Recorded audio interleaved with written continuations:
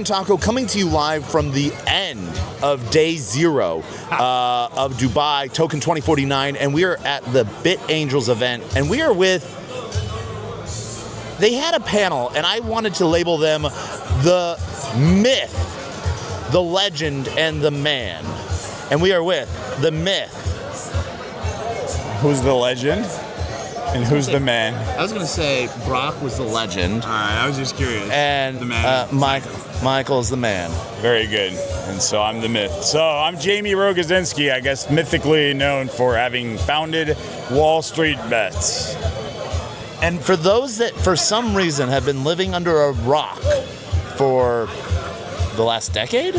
Give or take. Almost? What is WallStreetBets? So WallStreetBets became a household name to people that weren't in the world of finance in 2021 when GameStop short squeeze took over hedge funds. That's when you got all the retail investors short squeezed, made a lot of the hedge funds and big investment banks in Wall Street lose their minds, lose their shit, and they tried to settle the score for 2008, where the little guys, where the 99% effectively were able to get the 1% to complain. That's when it became a household name. Prior to that, as far as I'm concerned, is when all the cool shit happened. So you didn't even say what WallStreetBets is. Usually when I give that as a response, people go, oh. So I'm going to now make the assumption that your audience did the same. But if you have not heard of WallStreetBets, WallStreetBets is a community. What it is now, it is now a philosophy, an omnipresent idea. It is a subreddit where sometimes people consider that to be the hub. It is one of the places where I started it alongside IRC and Twitter and Discord. But it is a movement. It is a community of people that are like-minded, hoping to make money, disrupt, level the playing field, and have some fucking fun. Now, I'm sure you've been asked this question a lot. Did you expect it to turn into what it is? Did it, and if you did it happen faster or slower than you thought it would? I hoped it would turn into what it is. There's a difference. Expectations. I try not to have as many of those. I aim, I swing, and I hope. So I did hope.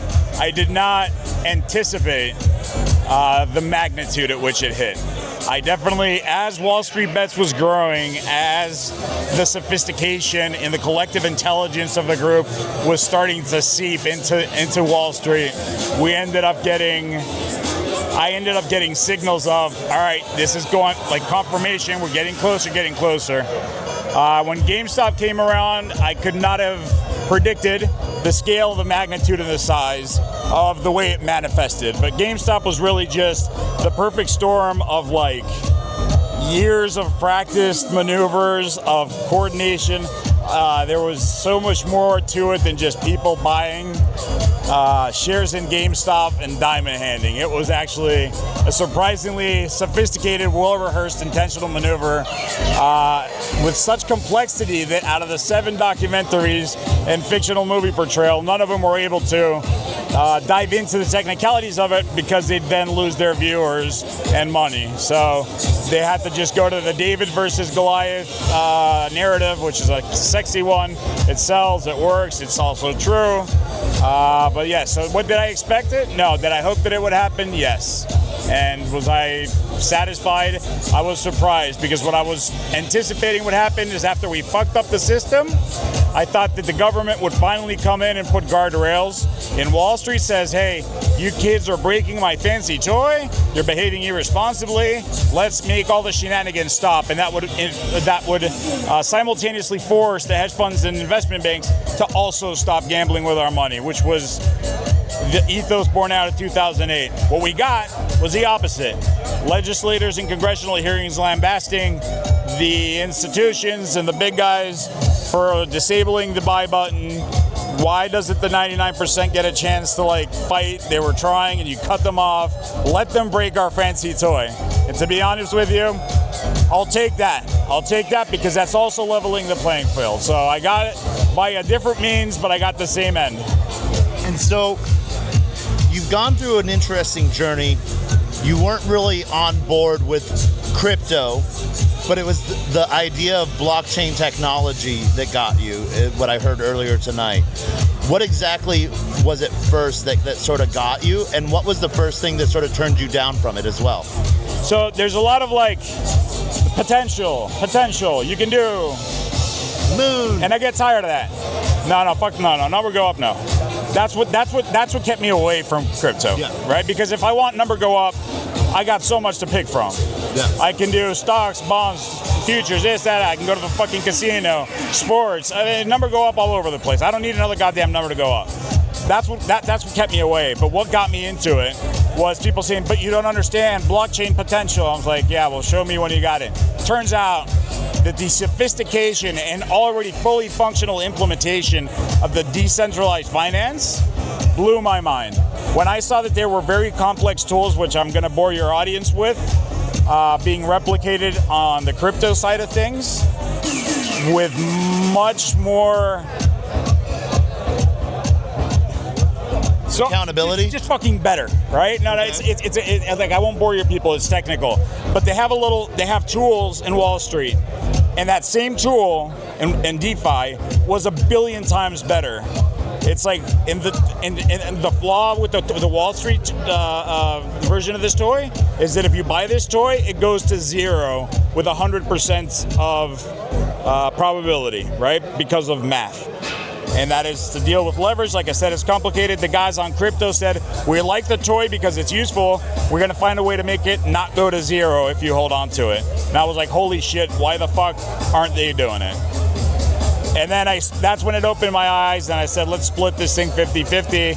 I still love crypto. I still love traditional finance. I still love all the things. I'm an economist at heart. I'm not like this anarchist, fuck the system, the Ponzi dollar. I'm not like that at all.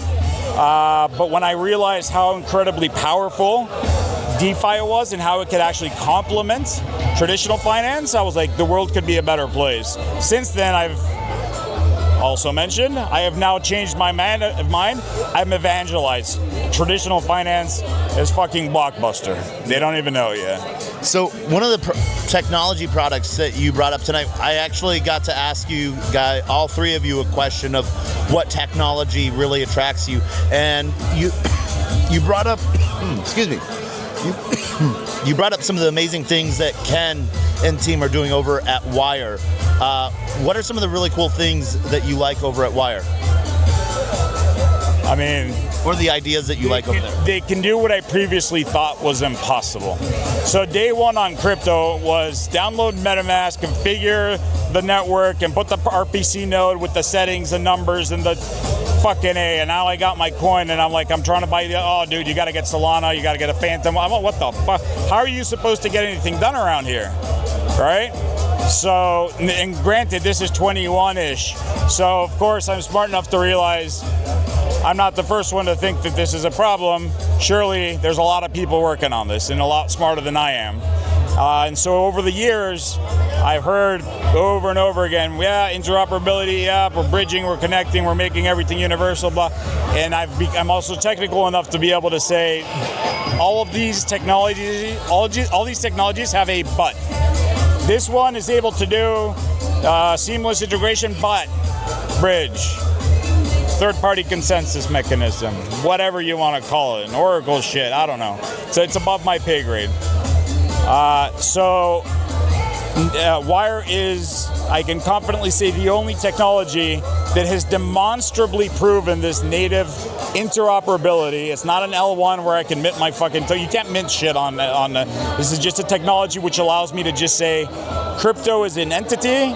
It talks to itself. If I want to launch a coin or a project or a cancer curing like movement DAO, like a cooperative effort, I don't have to risk picking the wrong chain before becoming irrelevant. Now it's best product wins. Pick the chain you want. You can use a little bit of both. That allows me to then do what I want to do with crypto, which is next. Why Wire? Because they do what I previously thought was impossible, and they have proven beyond a reasonable doubt that they have delivered on everything that they promised.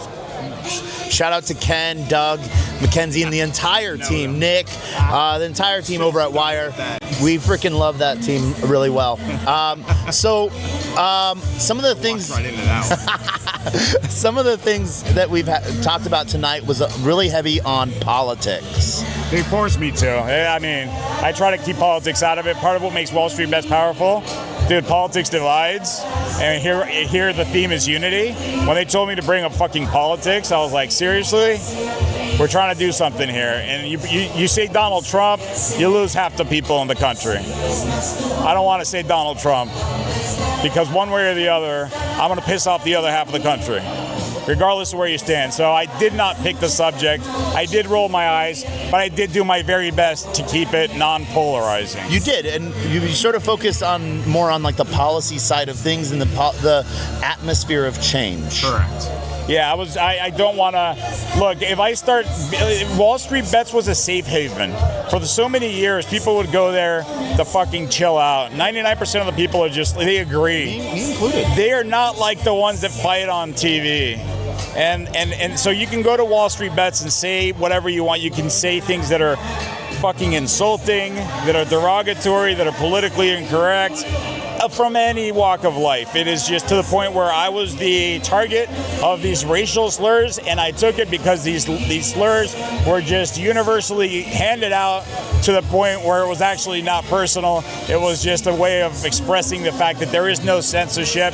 Here, anything goes, and there are no sides other than let's make money.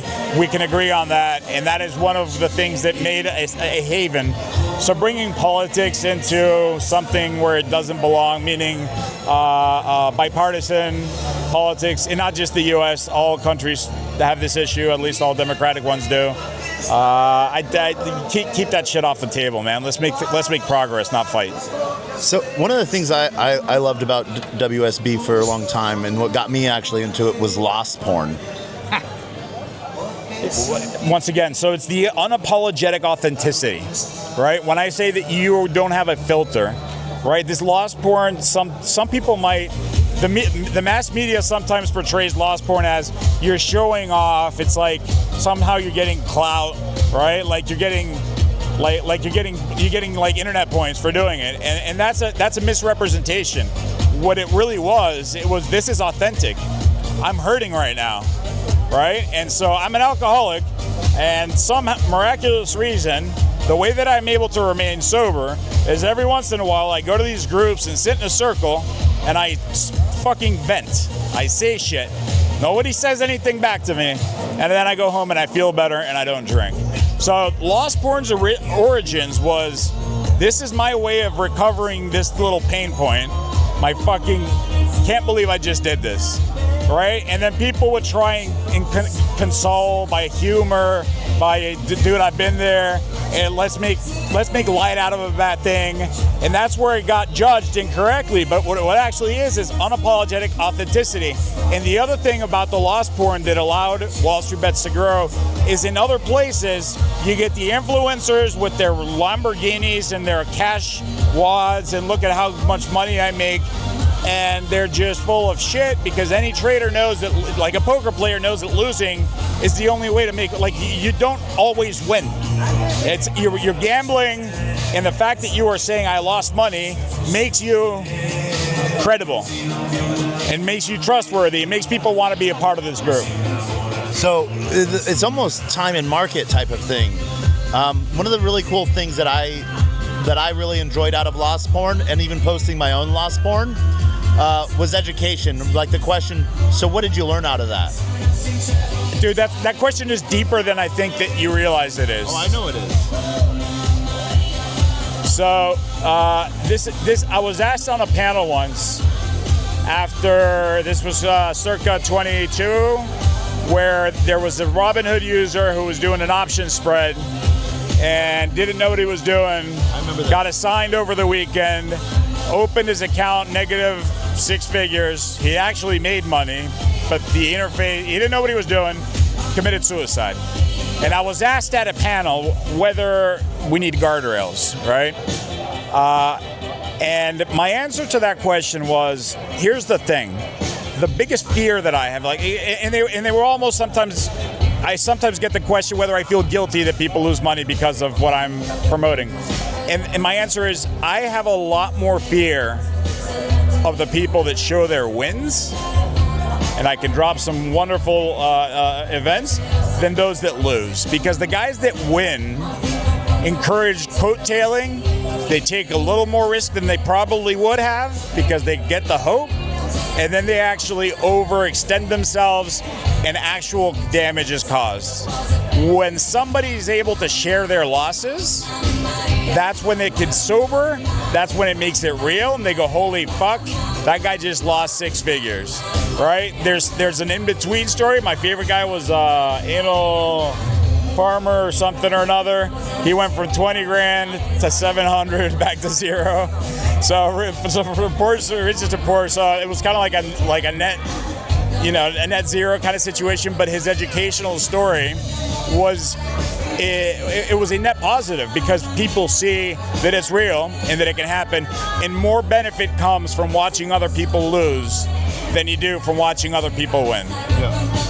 So the one story that you brought up, I think the only thing that guardrail that came out of that is Robinhood quit giving fireworks every time you made an order.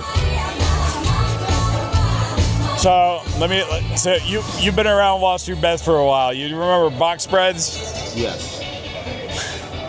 So box spreads was the first guy that said, hold on a second, this is like a risk-free way of making money, and the only reason why Wall Street doesn't do it is because the commissions eat up your profits. Robinhood doesn't charge commissions. He does a box spread. It's a fancy stock maneuver where you make a little money, don't really risk a lot, but whatever. He then realized, holy shit, Robinhood didn't collateralize the money, the credit. When you short sell, you literally receive money, but you can't use it until you close your position. Something similar to that happens with these spreads. He still had buying power. He's like, I can buy another box spread. And again, and again, and again. So with like a $5,000 deposit, he had like a 300 grand position that he thought was a risk-free approach to things. Sure enough, it went tits up. The account went negative 70 grand. He actually ended up profiting 5 grand because he withdrew some of it before the whole thing, like House of Cards, went down. He got off scot-free. The way that Robinhood dealt with that is preventing box spreads. Now, let me remind you, the problem was that they weren't collateralizing the spreads properly, not the actual box spread maneuver. Let's fast forward a year or two. They decided to introduce margin into the account. Margin is when they lend you money, when you deposit money. The bug was still there. You just couldn't do box spreads. Some other motherfucker realized I can sell deep in the money, cover to call, and then I can basically get back the same amount of money that I put in. But with margin, I got twice the buying power. So now I'm going to do another double deep in the money covered call, and now I get double the money back. Margin makes it 4 times. When you do something to the power of 2, it grows pretty fucking quick. So next thing you know, you got $2 million positions being taken out of, and at this point, because of the margin, it allowed that last maneuver, that last buying power effort to be YOLO'd on an out of the money fucking stock options like earnings call on someone else's dime. Why? Because they were not collateralizing the covered call properly. They weren't locking up his buying power. So Robinhood's not very good at fixing fucking problems. At least they're not good at understanding. They just kind of button it up. They're like, let's not let that one happen. Hopefully they got their shit together now. I haven't really followed their latest things, but yeah, they were a new company. They were growing fast, and they had their growing pains. They were very painful. So you're here at Tokenize or BitAngels and stuff like that. What BitAngels is basically almost a pitching platform for either new projects to share their ideas or projects that have been building for a minute and teams that just haven't had a breakout yet to sort of present what they are and what they're doing differently. How did you get involved with BitAngels, and is this something that you really like and you're part of? No, I did not. I can give a shit about. Look, I'm here because I'm here to have a good time. I'm here to meet new people. I'm here to see and bump into old friends.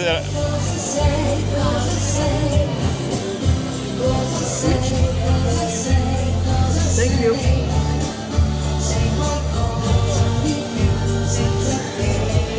That server's had too much to drink.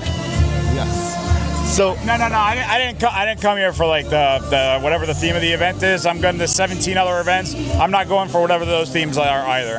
I'm going there because I want to bump into some friends. I was hoping to bump into some tonight that I didn't. I did bump into some other ones that I did. I love meeting new people. Every time I try to get something accomplished, I fail. Every time I try to go out and have fun, I end up like accomplishing a lot of great things. So honestly, I came here to see what happens. It turns out that tonight was a BitAngels thing. Tomorrow maybe an AI thing, and the next day might be like a the SUI, and then I'm getting invited to the Trust Wallet. Like, dude, a lot of great talent, a lot of great people. There's a lot to learn, and if I come here with an expectation or an agenda, like I'm going to be bored. It's going to be a job, and I'm going to fail at wanting to have fulfilled whatever abstract objective I had to begin with. So as we wrap this up, what do you got for any call to actions? Too soon to call for action, but I will tease that I have been working on the most ambitious, disruptive, controversial, fucking mind-blowing. I'm up to no good. I've been quiet for a while. People think I'm like shilling shit coins on Twitter. I'm up to some serious shenanigans. In order for me to accomplish those shenanigans, I do need to attend to some. There are some micro accomplishments, but come the summertime, you can guarantee headlines on mainstream media. Let's fucking go. So one of the things last thing as we wrap this up, one of the things that was talked about was money is not the answer, or it's not the solution, it's a byproduct. And we talk about crypto being generational wealth and everything like that. Sometimes, because we're talking about generations ahead of us, we forget about the generations here right now. If there was anyone you could address, or anyone that you could send a message to right now, who would it be, and what would that message be? All right, I understood the question. I did not understand the context. We forget about right now sometimes, and we think in the future. So if there's someone right now, you could say something. But you began talking about money. I got your phone here. Yeah. I don't see what the two have to do with each other. What do I say to people today? I will try to tie it together in a way that I feel strongly about. Like you were making reference to what Brock Pierce said. That's cool that he's got his opinion. I don't disagree with him, but I don't necessarily align myself with the way he sees it. At least I agree with him for different reasons. Today's measure of power is money. In the Stone Age, measure of power was how much you can weight lift. Women were gestating, and men could overpower them. And amongst other men, the one that was bigger could win. So power was measured by strength, physical. Fast forward millions of years, today it's money, right? Because that can get you government roles, that can get you Elon Musk related positions, that can get you information, buys things, right? Tomorrow's measure of power is the flow of information. Information is now, and I'm not trying to be an activist here. Sorry, we're filming. Sorry. Today's like, so I'm not going to go towards some crazy activist conspiracy theory. We know that information can be weaponized. We know that it can be manipulated. I'm not going to go fringe on you. I'm just saying that information is now it's reached a point that given the technology, speed, AI, you name it, like the ability for you to now create arbitrary realities or manipulate crowds and be able to do things, you will not be able to outspend somebody that can that can make people outthink something. Or who gets to know what, who gets to say what, who gets to think they see what. Like, that's tomorrow's measure of power. And when going back to the premise of your question, the number go up doesn't matter. I agree with number go up doesn't matter, because tomorrow's number is going to have to deal with who gets to know what and who controls the flow of what. And who knows that? Like, it's going to be the information, the knowledge, and the flow of that is going to define power. Because money won't be able to stop masses of people who think something. Nail on the head. All right. Thank you so much, Jamie. Taco.